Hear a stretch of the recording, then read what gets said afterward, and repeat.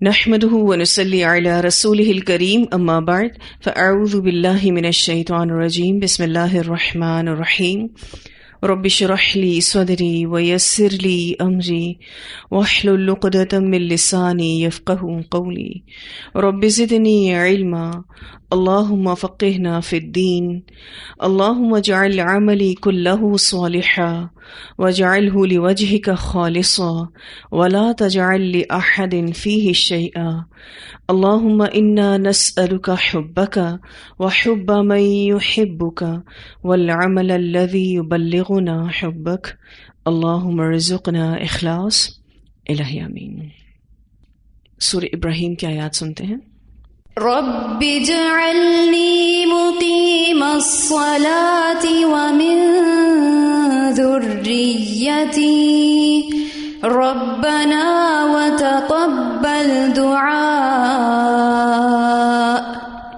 ربنا اغفر لي ولوالدي وللمؤمنين يوم يقوم الحساب۔ کیا فیل کرتے ہیں ان آیات کو سن کر جس میں اتنی پیاری دعا اللہ تعالیٰ نے ہمیں سکھائی ہے؟ رب اجعلنی مقیم الصلاة ومن ذریتی ربنا وتقبل دعاء ربنا اغفر لی ولوالدی وللمؤمنین یوم یقوم الحساب۔ کیا فیل کرتے ہیں؟ نیکی کرنے کی توفیق بھی اللہ کی طرف سے ہے کہ نماز پڑھنے کی بھی ہم سے دعا کرتے ہیں، ہمیں قائم کرنے والا بنا ہماری اولاد۔ بالکل، نماز کو قائم کرنے والا بنا، کیونکہ نماز تو بہت سارے لوگ پڑھتے ہیں لیکن اس کو صحیح معنوں میں قائم کون کرے گا؟ یہ تو اللہ ہی کی توفیق سے ہو سکتا ہے نا۔ تو نماز کو اللہ تعالیٰ ہمیں قائم کرنے والا بنایا، اس کی حفاظت کرنے والا بنایا۔ بالکل، جو زندہ ہیں ان کے لیے بھی دعا کریں اور جو نہیں ہیں ان کے لیے بھی دعا کریں، یا پھر جن کا احسان ہماری زندگی میں سب سے زیادہ ہے والدین، ان کے لیے دعا کر رہے ہیں، اور پھر اس کے بعد وللمؤمنین، سارے مومنین کے لیے دعائیں کر رہے ہیں۔ یہ کتنی خوبصورت دعا ہے، اپنے لیے بھی دعا ہے، اپنی اولاد کے لیے بھی دعا ہے، والدین کے لیے بھی دعا ہے، مومنین کے لیے بھی دعا ہے۔ اتنی خوبصورت یہ دعائیں ہیں، اور ہم سب جانتے ہیں کہ یہ دعا حضرت ابراہیم علیہ السلام نے مانگی تھی، تو وہ خود کیا سوچ رکھتے ہوں گے اپنے لیے، اپنے بچوں کے لیے، اپنی نسلوں کے لیے، اپنے والدین کے لیے اور ایمان والوں کے لیے۔ دعائیں جو ہیں وہ انسان کے اپنے اندر کی عکاس ہوتی ہیں۔ جب ہم اپنی نماز کو فیل کرتے ہیں اور ہم اس میں بہتری چاہ رہے ہوتے ہیں اور اس کی کوشش بھی کر رہے ہوتے ہیں، تو ہم چاہ رہے ہوتے ہیں کہ اللہ تعالیٰ میرے اندر بھی بہتری آئے اور میری بعد جتنی نسلیں ان میں بھی بہتری آئے۔ اور اسپیشلی آپ کو پتہ ہے کہ انسان اپنی اولاد کے لیے وہی چیز مانگتا ہے جو اس کو خود بھی بہت پیاری ہوتی ہے۔ تو بہت خوبصورت دعا ہے، اس کو بہت شعور کے ساتھ روزمرہ کی دعاؤں میں شامل کریں۔ ایون ہم نماز میں بھی اس دعا کو پڑھتے ہیں الحمدللہ تشہد میں۔ اللہ تعالیٰ ہم سب کی دعاؤں کو قبول فرمائے اور ہمیں بہترین نماز پڑھنے والا بنائے، ایسی نماز کہ جس میں ہمارے اندر یہ فیلنگز ہوں کہ ہم اللہ کو دیکھ رہے ہیں یا پھر اللہ ہمیں دیکھ رہا ہے۔ آج جو چیپٹر ہم نے پڑھنا ہے وہ ہے رفع حاجت کے آداب اور مسائل۔ اس چیپٹر کو پڑھنے سے پہلے میں آپ کو ایک چھوٹی سی بات واضح کرنا چاہوں گی طہارت کے بارے میں۔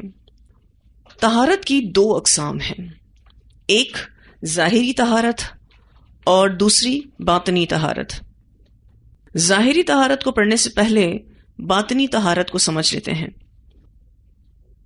باطنی طہارت یہ ہے کہ انسان نفس کو گناہ اور نافرمانی کے آثار سے پاک اور صاف رکھے۔ اس کے لیے گناہوں اور نافرمانی سے سچی توبہ کی ضرورت ہوتی ہے، اور دل کو شرک، شک، حسد، غصہ، کینہ، خیانت، بڑائی، خود پسندی، ریاکاری اور نمود و نمائش کی آلودگیوں سے پاک صاف رکھنا ہے۔ اس کے لیے ضروری کیا ہے؟ اس کے لیے ضروری ہے اخلاص، یقین، نیکی کی محبت، حوصلہ، سچائی، تواضع اور تمام ارادوں اور اعمال میں اللہ کی رضا حاصل کرنے کا جذبہ۔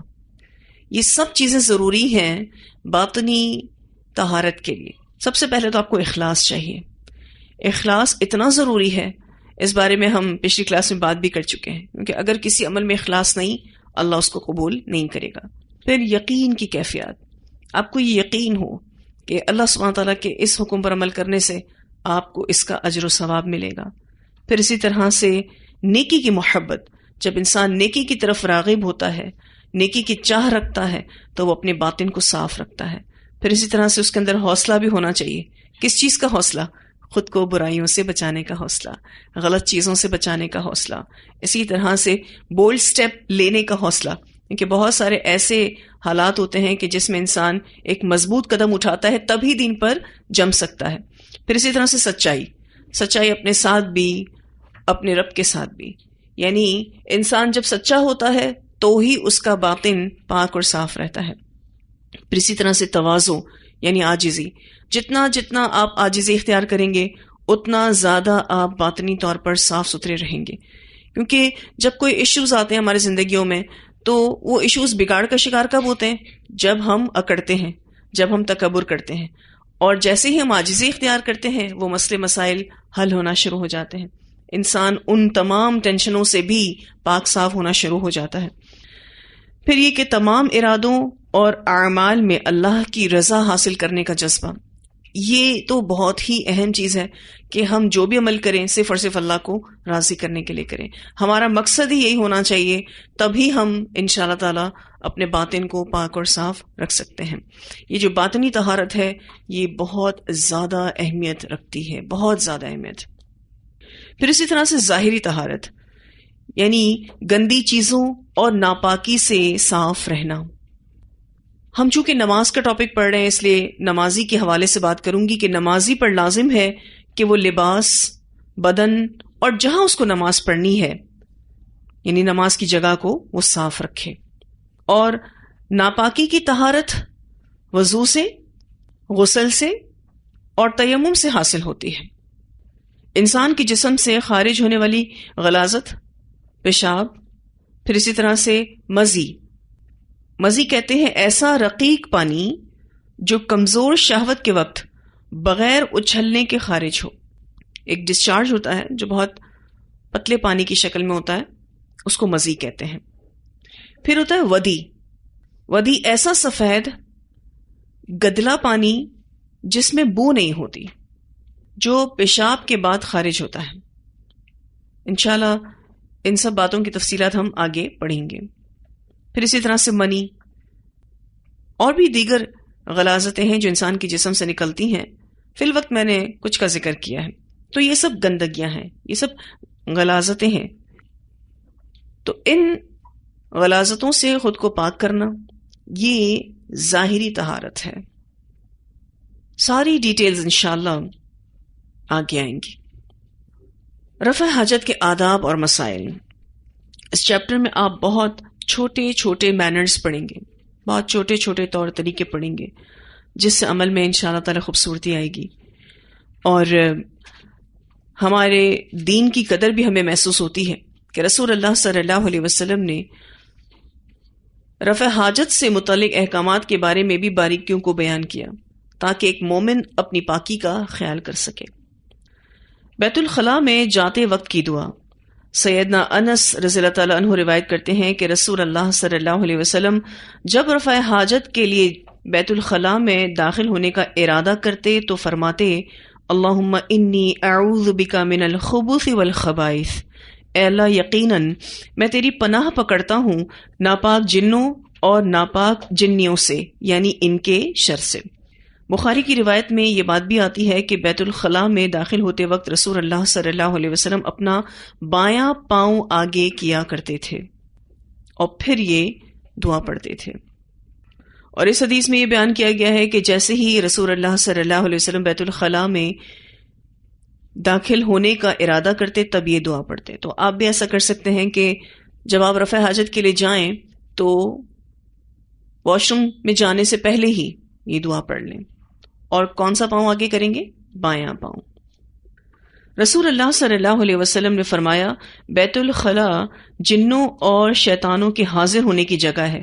جب تم بیت الخلاء میں جاؤ تو کہو اعوذ باللہ من الخبث والخبائث، میں اللہ کی پناہ میں آتا ہوں نر اور مادہ خبیث جنوں سے یعنی ان کے شر سے.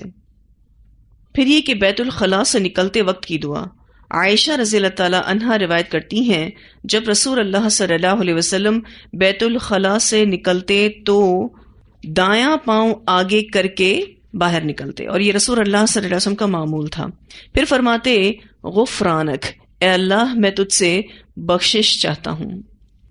رسول اللہ صلی اللہ علیہ وسلم جیسے ہی رفع حاجت سے فارغ ہو جاتے، بیت الخلاء سے باہر نکلتے تو اب دایاں پاؤں آگے کرتے تھے اور دعا بھی مانگتے تھے کہ اللہ تعالیٰ تو بخش دے.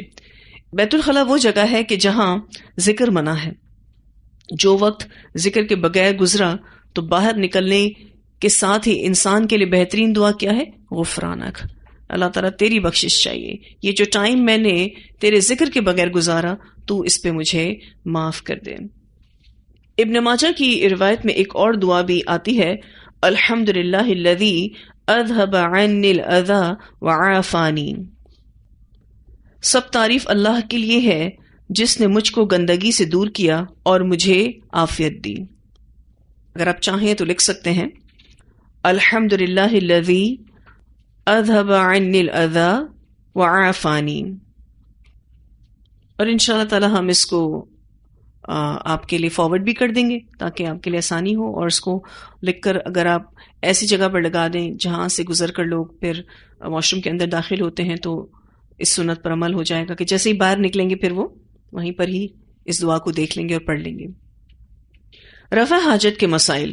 نبی اکرم صلی اللہ علیہ وسلم نے فرمایا جب تم قضاء حاجت کے لیے آؤ تو قبلے کی طرف منہ نہ کرو اور نہ پیٹھ. یہ قبلے کے احترام کی وجہ سے ہے کہ نہ قبلے کی طرف منہ کیا جا سکتا ہے اور نہ پیٹھ. ان باتوں کو آپ رفع حاجت کے مسائل کے طور پر بھی لے سکتے ہیں، اور یہ آداب بھی ہیں جن کو قضاء حاجت سے پہلے ملحوظ رکھنا ضروری ہے، جس میں ابھی ہم نے پڑھا کہ قضاء حاجت کے لیے جب بھی کوئی شخص آئے تو نہ قبلے کی طرف منہ کرے اور نہ پیٹھ. نبی اکرم صلی اللہ علیہ وسلم نے گوبر اور ہڈی کے ساتھ استنجا کرنے سے منع فرمایا اور فرمایا کہ یہ تمہارے بھائی جنوں کی خوراک ہے. اسے مسلم نے روایت کیا ہے. تو ایسی چیز سے استنجا کرنے سے منع کیا گیا ہے جو دوسرے کے کام آ سکتی ہے. ہڈی جنات کی خوراک ہے اور گوبر ان کے جانوروں کی خوراک ہے، جنوں کے جانوروں کی خوراک ہے.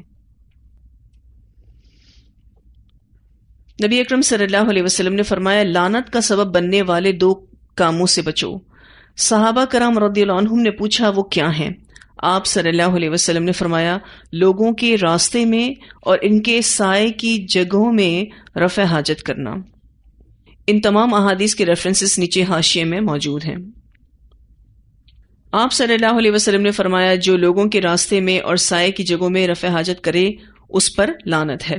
تو آپ سوچیں کہ جو لوگ باتھ روم میں جائیں اور فلش نہ کریں، کیونکہ اس حدیث میں تو ہم پڑھ رہے ہیں کہ جو لوگوں کے استعمال کی جگہ ہیں جو کہ رفع حاجت کی جگہ نہیں ہے، اس کو اگر کوئی آلودہ کرتا ہے تو اس پر تو لعنت آتی ہے.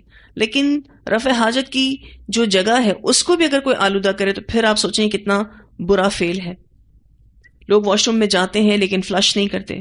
اسی طرح سے آپ دیکھیے کہ لوگوں کو کموڈ یوز کرنے نہیں آتا، کموڈ کے اوپر پیشاب کے چھینٹے چھوڑ آتے ہیں، یا پھر باتھ روم کا فرش گندا چھوڑ آتے ہیں. تو پھر ان کے لیے کیا ہوگا؟ ڈھیروں پانی پھینک کر باتھ روم میں آ جاتے ہیں. اور پھر اسی طرح سے کرنے والے وہ لوگ ہوتے ہیں جو قرآن پڑھنے والے ہیں. عمومی طور پر آپ دیکھیں تو مساجد کے ہی واش روم ناقابل استعمال ہوتے ہیں، مدارس کے ہی واش روم ناقابل استعمال ہوتے ہیں. تو جو لوگ واش روم کو اپنے بعد آنے والوں کے لیے گندا چھوڑ آتے ہیں، ڈھیروں پانی پھینک کر آتے ہیں، اور کرنے والے کون ہیں؟ جو قرآن پڑھتے ہیں یا نمازی ہیں، مسجد میں آئے ہیں، مدرسے میں آئے ہیں. تو پھر بہت زیادہ افسوس ہوتا ہے کہ ایسے لوگوں کو تو زیادہ اس بات کا خیال کرنا چاہیے. اور یہ سب چند لوگوں کی نادانی کی وجہ سے ہوتا ہے. سارے لوگ ایسے نہیں ہوتے. کچھ لوگ ایسے ہوتے ہیں جن کو واش روم ایٹیکیٹس بالکل نہیں پتا ہوتے، اس لیے وہ اس طرح کی غلطیاں کرتے ہیں اور اپنے بعد آنے والے کے لیے اس واش روم کو استعمال کے قابل نہیں چھوڑتے. جیسے کہ میں آپ سے بھی ذکر کر رہی تھی کہ بہت سارے لوگوں کو کموڈ یوز کرنا نہیں آتا. وہ کموڈ کو بھی WC کی طرح یوز کرتے ہیں، یعنی کموڈ کے اوپر پیر رکھ کر بیٹھتے ہیں. اس کی وجہ سے آپ دیکھیے کہ کموڈ کی سیٹ ٹوٹنے کا بھی ڈر ہوتا ہے اور اس پر پیروں کے نشان بھی رہ جاتے ہیں، اور اس سے پھر نجاستوں کے پھیلنے کا بھی ڈر ہوتا ہے. کس طرح کی نادانی ہے یہ. اور پھر آپ دیکھیے کہ یہ وہ بیسک ایٹیکیٹس ہیں، یہ وہ بنیادی آداب ہیں جو ماؤں کو اپنے بچوں کو گھر میں سکھانے چاہیے. لیکن آج جو ماں ہے وہ نہ خود ان آداب کو جانتی ہے اور نہ وہ اپنے بچوں کو سکھاتی. جب بچہ واش روم کے حوالے سے ٹریننگ لے رہا ہوتا ہے، چھوٹا بچہ، تب ہی ماں باپ کو چاہیے کہ وہ ان ادب اور آداب کے بارے میں ان کو سکھائیں اور باقاعدہ نگرانی کریں کہ آیا وہ ان کو فالو بھی کر رہے ہیں نہیں. کیونکہ عمومی طور پر کچھ ٹائم تک تو ماں بچے کے ساتھ واش روم میں جاتی ہے، پھر اس کے بعد کیا ہوتا ہے، بچہ خود سے یہ سب کچھ کرنے لگتا ہے، اور وہ جو بھی بے احتیاطی کرتا ہے ماں کو پتہ ہی نہیں ہوتا. اسی طرح وہ بڑا ہو جاتا ہے اور پھر بڑے ہو کر بھی اس میں وہ ادب اور آداب نہیں آتے. ایسے لوگ جب ابراڈ میں بھی جاتے ہیں تو بہت زیادہ نوٹسیبل ہوتے ہیں. وہاں پر جا کر واش رومز کو جب گیلا کرتے ہیں تو کفار کے نزدیک یہ سب سے بری عادت ہے، اور کموڈ کی سیٹ پر اگر ایک ڈراپ پانی کا بھی ہو تو کفار اس چیز کو بہت ہی برا سمجھتے ہیں. اور ویسے بھی ہمارا دین ہمیں پاکی کا سکھاتا ہے. خیر، کفار کے حوالے سے اب ہم یہ بات کریں گے کہ وہ تو ویسے ہی ناپاک ہیں اور یہ ہم پر کیا بات کرتے ہیں، تو یہ بات اس ٹاپک سے ریلیٹڈ اس لیے نہیں ہے کیونکہ جو چیز غلط ہے سو غلط ہے. نبی اکرم صلی اللہ علیہ وسلم نے آپ دیکھیے کہ ان جگہوں پر بولو براز کا منع کیا ہے، لیکن کتنی ایسی مسٹیکس ہمارے آس پاس ہو رہی ہوتی ہیں. ایون آپ دیکھیے کہ کچھ خواتین اپنے کھلے پیڈ راستوں میں، ایون واش روم کے ڈسٹ بن میں پھینک کر چلی آتی ہیں، کھلے پیڈز. حالانکہ ان تمام چیزوں کو ڈسکارڈ کرنے کا ایک طریقہ ہے. اس طریقے سے اگر آپ اپنے یوزڈ پیڈ کو ڈسپوز کریں گے تو یہ ٹھیک طریقہ نہیں ہے، اور اتنی بے احتیاطی سے پھینکتی ہیں کہ اللہ کی پناہ. پھر ایسے میں صفائی وہ کرتا ہے کہ جس کے اوپر یہ ذمہ داری ہوتی ہے. حالانکہ ہم سب پر لازم ہے کہ ہم اپنی صفائی خود کریں. چلتے پھرتے لوگ ہیں اور اپنی صفائیوں کو دوسروں کے اوپر چھوڑ کر جائیں گے تو یہ تو بہت غلط بات ہے. آپ نے دیکھا کسی انسان کو جب وہ محتاج ہو جاتا ہے، جب اس کی گندگی دوسرے لوگ صاف کرتے ہیں، کتنا مشکل ہے اس کو برداشت کرنا. تو یہ سب جہالت کے کام ہے جو ہم کر رہے ہوتے ہیں. پھر اللہ کی رحمت کہاں سے آئے گی؟ لعنت ہی آئے گی نا پھر تو. اور لعنت کا مطلب کیا ہے؟ رحمت سے دوری. اسی لیے نبی اکرم صلی اللہ علیہ وسلم نے اس حدیث میں لعنت فرمائی. بڑی سخت حدیث ہے یہ. چلیے، جو بیسک زندگی گزارنے کے ادب اور آداب ہیں ہم وہی نہیں جانتے، پھر ہم کہاں کے مسلمان ہیں. ایون آپ دیکھیے کہ لوگ بڑی بڑی کتابیں پڑھتے ہیں، قرآن پڑھتے ہیں، لیکن جب ان کے بنیادی آداب کو دیکھا جاتا ہے تو بالکل اس سے عاری ہوتے ہیں، اور بہت ہی زیادہ افسوس کی بات ہے. تو ہم سب نے کوشش کرنی ہے کہ جب بھی ہم واش رومز یوز کریں، خواہ وہ مدرسے میں ہوں، خواہ وہ مساجد میں ہوں، خواہ وہ ہم کسی اور کے گھر جائیں یا ہم اپنے گھر کا واش روم یوز کریں، دوسرے آنے والے کے لیے وہ صاف ستھرا ہونا چاہیے. اس میں ایکسٹرا کیئر کی ضرورت ہے، ایکسٹرا احتیاط کی ضرورت ہے کہ جب ہم واش روم استعمال کر کے نکلیں تو دوسرا جب اس کو استعمال کرے تو اس کو گھن نہ آئے، اس کو یہ نہ فیل ہو کہ کوئی جاہل ہی اندر گیا تھا. اور پھر آپ دیکھیے کہ کوئی ٹیشو یوز کر رہے ہیں کسی ضرورت کے تحت، وہ ٹیشو گیلا ٹیشو واش روم کی نالیوں پر چھوڑ کر آیا جاتا ہے، تو اس کو کون صاف کرے گا؟ اگر آپ کسی بھی ضرورت کی بنا پر ٹیشو استعمال کر رہے ہیں اور وہ گیلا ہو گیا ہے تو اس کو ڈسکارڈ باہر آ کر ڈسٹ بن میں کرنا ہے، اس کو ڈسپوز باہر آ کے ڈسٹ بن میں کرنا ہے، وہاں واش روم کی نالیوں پر نہیں. کیونکہ اٹھانا اتنا زیادہ کراہت والا ہے، اس کو سمجھ نہیں آ رہا ہوتا کہ کیا کریں. جو بیچارہ صفائی کے کام پہ مامور ہوتا ہے اس پر ہم سارا بوجھ ڈال کے چلے جاتے ہیں. خواتین باتھ روم میں کوم کرتی ہیں، کنگھی کرتی ہیں، پھر جو بال گرتے ہیں ٹھیک ہے، وہ جو صفائی کرنے والا آئے گا وہ صاف کرے گا. وضو کیا جاتا ہے، ناک جھاڑتے ہیں، ساری گندگی ادھر ادھر اگر اڑی ہے تو آپ کو خود کو کلین کرنا ہے، دوسرا آ کر کلین کرے گا. کموڈ یوز کرتے ہیں تو یوز کرنے کے بعد اس کی سیٹ اٹھا کر دیکھیں کہ کہیں کوئی چیز گندگی رہ تو نہیں گئی، اور اس سیٹ کو ڈرائی کر کے اٹھیں. واش روم میں پانی گرا ہے تو وائپر لگا کے نکلیں. جو بھی سلپرز ہیں اس کو سائڈ میں رکھیں. یہ ساری چیزیں جو ہیں وہ بہت زیادہ احتیاط مانگتی ہیں، ایکسٹرا کیئر مانگتی ہیں. کسی بھی گھر، کسی بھی ادارے میں لوگوں کی پاک صاف ہونے کی نفسیات کو اگر چیک کرنا ہے نا تو دو چیزیں دیکھ لیں، کچن، واش روم. اور ایک اور چیز بھی اہل علم کہتے ہیں، وارڈروبس، ان کی کبرڈز وغیرہ دیکھ لیں کہ وہ کیسے اس کو مینج کرتے ہیں. اب ہم جن گھروں میں رہتے ہیں وہاں چھوٹے چھوٹے واش رومز بھی ہوتے ہیں، اور صرف ہمارے یہاں نہیں، ابراڈ میں بھی آپ دیکھیں کہ جو بھی سویلائزڈ قومیں ہیں ان کے گھر بھی چھوٹے ہوتے ہیں، ان کے واش رومز بھی چھوٹے ہوتے ہیں، تاکہ وہ جلد از جلد صفائی کریں. اور ان لوگوں کی نفسیات زیادہ کام کرنے کی ہوتی ہے تو وہ زیادہ بڑے گھر اور بڑے باتھ رومز وغیرہ نہیں رکھتے. تو کیسے صاف رکھتے ہیں پھر؟ وہ بھی تو صاف رکھتے ہیں. ہم کہتے نہیں ہمارے تو گھر میں اتنے چھوٹے چھوٹے واش رومز ہیں، کہاں اس میں صفائی کو مینٹین کیا جا سکتا ہے؟ کیوں نہیں کیا جا سکتا مینٹین؟ کچن چھوٹا سا ہے، کیسے ہم مینٹین کریں صفائی کو؟ کیوں نہیں کر سکتے؟ گھر چھوٹے سے چھوٹا کیوں نہ ہو، صفائی نصف ایمان ہے، اور یہ حکم سب کے لیے ہے. صفائی و طہارت کا حکم سب کے لیے ہے نا، گھر بڑے ہوں یا چھوٹے، واش رومز چھوٹے ہوں یا بڑے، سبھی کے لیے ہے.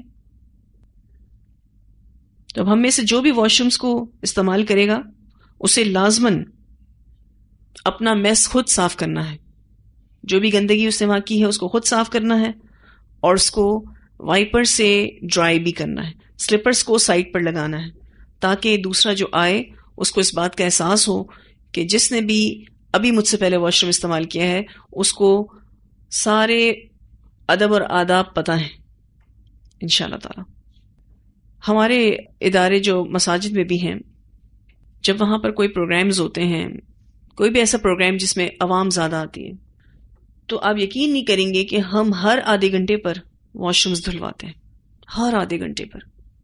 اور اگر نہ دھلوائیں نا تو 2 گھنٹے کے بعد وہ واش رومز اتنی بری حالت میں آ جاتے ہیں کہ دھونے والے کو بھی کراہت اور گھن آتی ہے.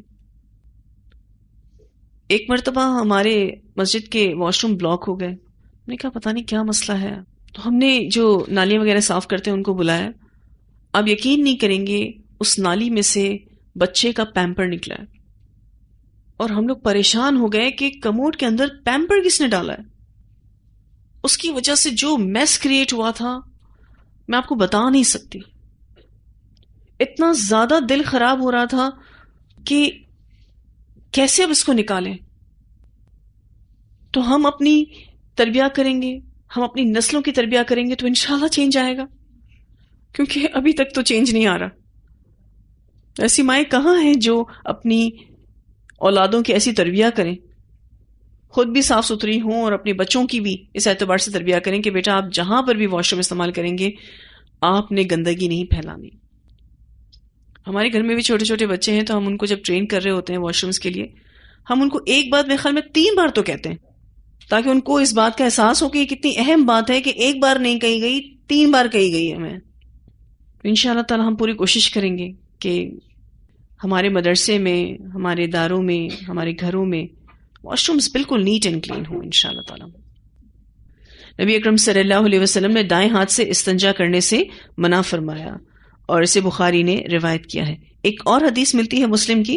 حضرت ابو قتادہ رضی اللہ تعالیٰ عنہ کہتے ہیں کہ رسول اللہ صلی اللہ علیہ وسلم نے فرمایا، کوئی آدمی پیشاب کرتے ہوئے اپنی شرمگاہ کو دائیں ہاتھ نہ لگائے، نہ ہی دائیں ہاتھ سے استنجا کرے، اور نہ ہی برتن میں سانس لے، یعنی کوئی چیز پیتے ہوئے برتن میں سانس لے. اسے مسلم نے روایت کیا ہے. اس حدیث میں 2-3 اور باتیں بھی اضافی طور پر بتائی گئی ہیں، جس میں پہلی بات یہ تھی کہ اگر کوئی یورین پاس کر رہا ہے تو اپنی شرمگاہ کو دائیں ہاتھ نہ لگائے. اگر کسی وجہ سے اس کو ہاتھ لگانا پڑ رہا ہے تو وہ بائیں ہاتھ استعمال کرے گا. دوسری اہم ترین بات کہ استنجا بھی دائیں ہاتھ سے نہیں کیا جا سکتا، بائیں ہاتھ سے کیا جاتا ہے. اور تیسری اہم ترین بات کہ نہ ہی برتن میں سانس لے، یعنی کوئی چیز پیتے وقت بالفرض اگر آپ پانی پی رہے ہیں تو اس میں سانس لینے سے منع کیا گیا ہے، کیونکہ سانس جب ہم باہر نکالتے ہیں تو ہماری باہر نکلی ہوئی سانس میں جراثیم ہوتے ہیں، امپیور ایئر ہوتی ہے، ٹھیک ہے، تو وہ پانی میں شامل ہو سکتی ہے. ہاں آپ 3 سانس میں پانی پیتے ہیں، لیکن ایک سپ لینے کے بعد گلاس ہٹا کے سانس لیتے ہیں، پھر دوسرا سپ لیتے ہیں، پھر سانس لیتے ہیں، پھر تیسرا سپ لیتے ہیں اور سانس لیتے ہیں. تو گلاس کے اندر سانس نہیں لینی ہے. بہت سارے لوگوں کو آپ نے دیکھا ہوگا جب چائے پیتے ہیں تو پھونک مارتے ہیں اور پھر چائے پیتے ہیں، تو یہ بھی منع ہے. اگر چائے بہت گرم ہے تو تھوڑی دیر کے لیے رکھتے ہیں، اور اگر آپ کو گرم گرم چائے پینی ہے تو بھی آپ نے اس بات کا خیال رکھنا ہے کہ آپ پھونک نہیں ماریں گے. کتنی ماؤں کو ایسا دیکھا گیا ہے کہ وہ جب بچوں کو کھانا کھلا رہی ہوتی ہیں اور کھانا بہت گرم ہوتا ہے تو پھونک مارتی ہیں پہلے نوالے پہ اور پھر کھلاتی ہیں. نہیں، اس کی اجازت نہیں ہے، کیونکہ جو بھی ہوا ہم باہر نکال رہے ہیں وہ صاف نہیں ہے، امپیور ہے. تو بات ہو رہی تھی کہ دائیں ہاتھ سے استنجا کرنا منع ہے. تو یہ بھی ایک ادب ہے قضاء حاجت سے پہلے جس کو ملوز خاطر رکھنا ہے. نبی اکرم صلی اللہ علیہ وسلم نے فرمایا جو کوئی پتھر سے استنجا کرے وہ طاق پتھر لے.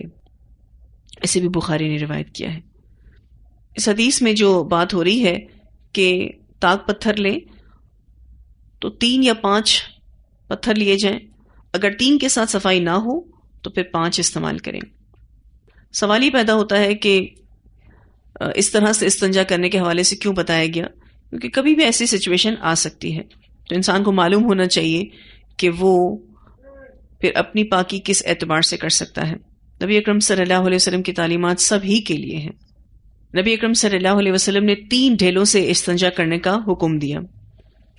اسے سنن نبی داؤد نے روایت کیا ہے. اس میں بھی یہ بات ہو رہی ہے کہ استنجا طاق عدد کے ڈھیلوں میں ہونا چاہیے. اور میں نے آپ کو ایک عدد کا نہیں بتایا کیونکہ اس حدیث میں منیمم کتنے ڈھیلے ہیں؟ 3. ٹھیک ہے، تو 3 سے تو استنجا کرنا ہی کرنا ہے. پھر اس کے بعد اگر 3 سے بھی صفائی نہ ہو سکے تو پھر 5. رسول اللہ صلی اللہ علیہ وسلم نے 3 ڈھیلوں سے کم کے ساتھ استنجا کرنے سے منع فرمایا. ایک اور انسٹرکشنز آ گئی جس کے بعد یہ کنفرم ہو گیا کہ کوئی 3 سے کم ڈھیلوں سے استنجا نہیں کر سکتا، اس کو منیمم 3 ڈھیلے چاہیے. تو طاق ڈھیلے استعمال کرے یا طاق پتھر استعمال کرے. اگر 3 کے ساتھ صفائی نہ ہو تو 5 استعمال کرے. 3 سے کم استعمال نہیں کیے جا سکتے.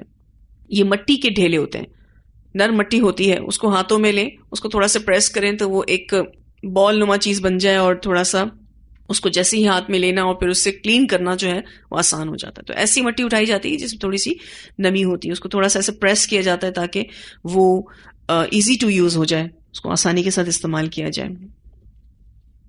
نبی اکرم صلی اللہ علیہ وسلم جب رفع حاجت کے لیے جاتے تو دور چلے جاتے. یہ حدیث سنن نبی داؤد کی ہے. اس بارے میں ایک اور بھی روایت آتی ہے، رسول اللہ صلی اللہ علیہ وسلم جب قضاء حاجت کے لیے نکلتے تو اتنا دور چلے جاتے کہ کوئی آپ کو دیکھ نہیں سکتا تھا. اسے بھی ابو داؤد نے روایت کیا ہے.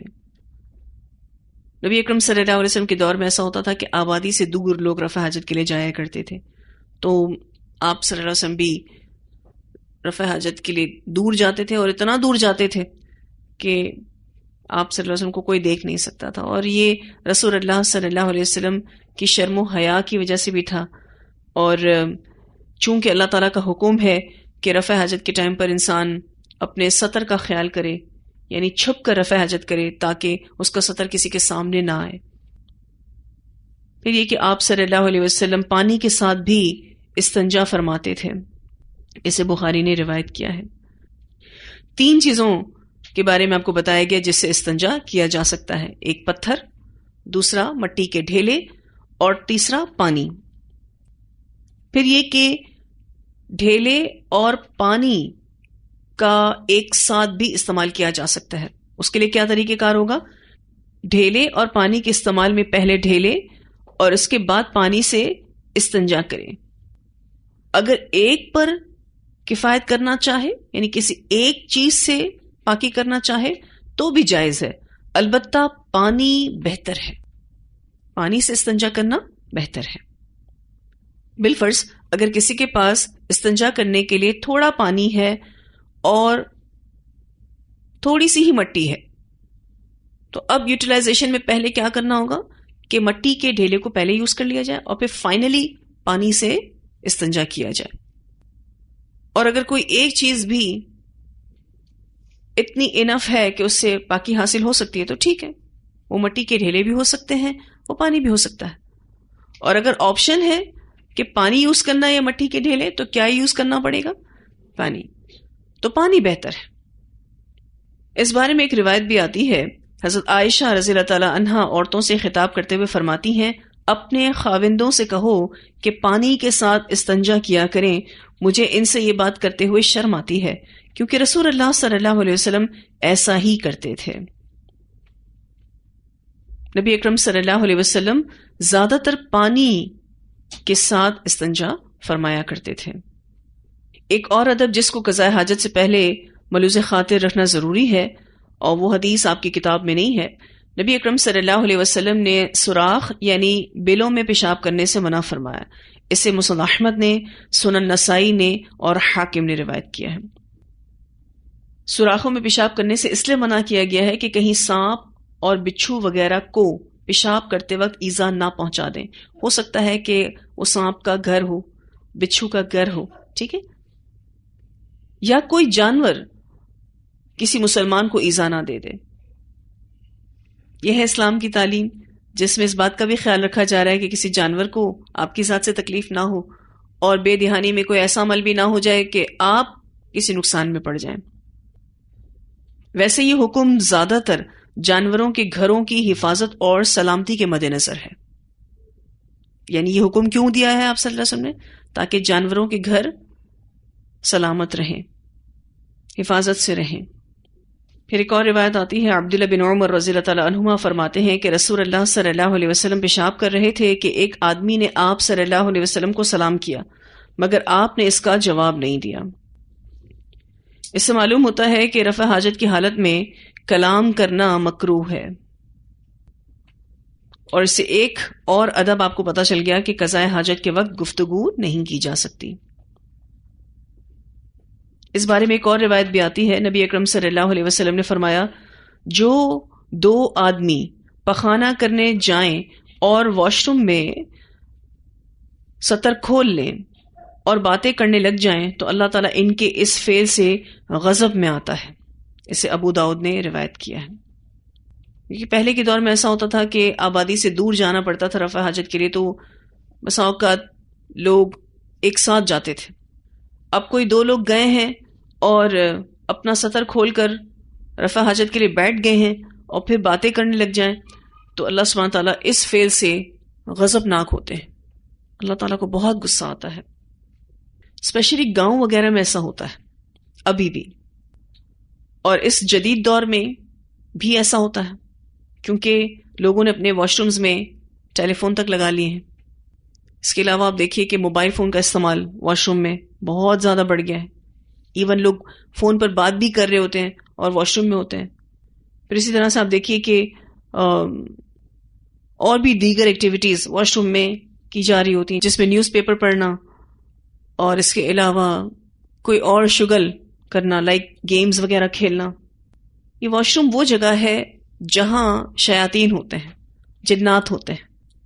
ایک مومن کا کام یہ ہوتا ہے کہ وہ اپنی حاجت کے لیے وہاں جائے، اللہ کی پناہ طلب کرے، اور جیسے ہی وہاں سے فارغ ہو فوراً نکلے۔ یہ جگہ ایسی نہیں ہے کہ جہاں پر زیادہ وقت گزارا جائے۔ ایز سون ایز پاسبل اس کا استعمال کر کے یہاں سے نکل جانا چاہیے۔ اب وہاں پر بیٹھ کے اگر کوئی باتیں بھی کر رہا ہے اور اس طریقے کی چیزیں ہو رہی ہیں تو ایک تو یہ اللہ کی ناراضگی کا سبب ہے، اور دوسرا یہ کہ وہ جگہ مناسب نہیں ہے۔ بہت سارے لوگ تو یہ بھی سوچتے ہیں کہ جتنا کمفرٹیبلی واش روم میں بات ہو جائے گی اتنی ویسے نہیں ہوگی۔ تو اس فعل سے توبہ ضروری ہے، اور اس کو کرنے سے غضب الہی آئے گا۔ اگر ابھی بھی ہم اس کو کرتے ہیں تو اللہ سبحانہ تعالیٰ پھر ہم سے ناراض ہوتے ہیں۔ عمومی طور پر آپ نے دیکھا ہوگا بچوں کی بڑی عادت ہوتی ہے کہ وہ واش روم میں بہت زیادہ باتیں کرتے ہیں، تو ان کو بھی روکنا چاہیے کیونکہ یہ عادت پھر عمر کے ساتھ ساتھ بڑھتی جائے گی، پختہ ہوتی جائے گی. ضروری ہے کہ اس چیز کی بھی ٹریننگ بچپن ہی سے ہو. سیدنا ابو ہریرہ رضی اللہ عنہ کہتے ہیں کہ جب نبی اکرم صلی اللہ علیہ وسلم قضائے حاجت کے لیے جاتے تو میں ایک برتن میں پانی لاتا، آپ اس سے استنجا کر لیتے، پھر ایک اور برتن میں پانی لے آتا جس سے آپ وضو کر لیتے. اسے سنن ابی داؤد نے روایت کیا ہے. یعنی دونوں کاموں کے برتن الگ الگ تھے، استنجا کا برتن الگ تھا اور وضو کا برتن الگ تھا. پھر ایک اور روایت آتی ہے، آپ صلی اللہ علیہ وسلم نے فرمایا کہ غسل خانے میں پیشاب مت کرو. اسے ابو داؤد نے اور مسند احمد نے روایت کیا ہے. یعنی نبی اکرم صلی اللہ علیہ وسلم نے غسل خانے میں پیشاب کرنے سے منع فرمایا. یعنی ایسا ایریا جہاں صرف نہایا جاتا ہے. آج کل واش رومز میں باتھ ایریا الگ ہوتا ہے، تو وہاں پر پیشاب اس کے فرش پر نہ کی جائے، کیونکہ ہوگا کیا، جب پانی بہے گا تو چھینٹے اس پیشاب میں جائیں گے اور پھر پلٹ کر واپس آئیں گے اور وہ پیشاب پھیل بھی جائے گا. وہ نہانے کی جگہ پر پیشاب نہیں کیا جا سکتا، اور اس کی اجازت بچوں کو بھی نہ دیں اور بتائیں کہ ایسا رسول اللہ صلی اللہ علیہ وسلم نے کرنے سے منع کیا ہے. پھر یہ کہ جس شخص کو رفع حاجت کی طلب ہو اور نماز کھڑی ہو چکی ہو تو پہلے وہ حاجت سے فراغت پائے پھر نماز پڑھے. اسے سنن ابی داؤد نے روایت کیا ہے. نبی اکرم صلی اللہ علیہ وسلم نے فرمایا، جب کھانا حاضر ہو یا پخانہ اور پیشاب کی حاجت شدید ہو تو نماز نہیں ہوتی. اسے صحیح مسلم نے روایت کیا ہے. اب یہاں ان دونوں احادیث میں پہلی بات تو یہ بتائی گئی کہ نماز کھڑی ہو چکی ہو، یعنی بالکل جماعت ریڈی ہے، لیکن کسی کو رفع حاجت کے لیے جانا ہے تو پہلے وہ اپنی رفع حاجت سے فارغ ہو جائے.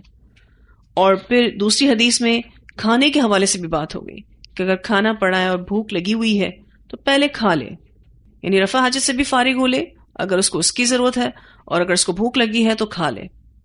بولو براز کے دباؤ کی حالت میں انسان اگر نماز پڑھے گا تو نماز میں خشوع و خضوع اور اطمینان حاصل نہ ہوگا. اس لیے نبی اکرم صلی اللہ علیہ وسلم نے ان سے فراغت حاصل کرنے کو مقدم فرمایا. اور بہت نیچرل ہے یہ بات کہ اس ٹینشن میں کہ واش روم کی حاجت ہے اور انسان نماز پڑھے تو obviously اس کا دھیان نماز میں نہیں ہوگا. بہت زیادہ اس بات کا اندیشہ ہے کہ وہ نماز کے دوران ہی نماز کو توڑ دے گا. تو بہتر ہے کہ انسان کمفرٹیبل سچویشن میں آ کر نماز پڑھے تاکہ اس کی نماز میں خشوع و خضوع ہو، اطمینان ہو، ٹھہراؤ ہو. یہاں تک جو ہم نے پڑھا اس کا خلاصہ یہ ہے کہ اس چیپٹر میں ان آداب کے بارے میں اور ان مسائل کے بارے میں بتایا گیا ہے کہ جن کا تعلق قضاء حاجت سے ہے، جس میں سب سے پہلی چیز یہ تھی کہ ہم جب بھی رفع حاجت کے لیے جائیں گے تو دعا پڑھ کر داخل ہوں گے بیت الخلاء میں، اور داخل ہوتے وقت ہم بایاں پاؤں آگے کریں گے. پھر اس کے بعد جب ہم رفع حاجت سے فارغ ہو جائیں گے تو باہر آتے ہی دعا پڑھیں گے، اور باہر آنے کے لیے ہم دایاں پاؤں آگے کریں گے. ٹھیک ہے جی. پھر اس کے بعد نبی اکرم صلی اللہ علیہ وسلم نے یہ بھی بتایا کہ جو بھی شخص رفع حاجت کرے گا اس کو اس بات کا خیال کرنا ہوگا کہ اس کی پوزیشن کیا ہے. اس کا منہ بھی قبلے کی طرف نہیں ہو سکتا اور اس کی پیٹھ بھی، اور یہ قبلے کے احترام کی وجہ سے ہے. پھر اسی طرح سے نبی اکرم صلی اللہ علیہ وسلم نے ہڈی اور گوبر سے صفائی کرنے سے منع فرمایا. کیوں؟ کہا یہ تمہارے جن بھائیوں کی خوراک ہے، کیونکہ ہڈی جنات کھاتے ہیں اور گوبر ان کے جانور کھاتے ہیں. تو جو چیز کسی کے استعمال میں آ سکتی ہو اس سے استنجا نہیں کیا جا سکتا. پھر دائیں ہاتھ سے استنجا نہیں کیا جا سکتا. پھر اسی طرح سے لوگوں کے راستے اور سائے کی جگہوں میں رفع حاجت نہیں کی جا سکتی.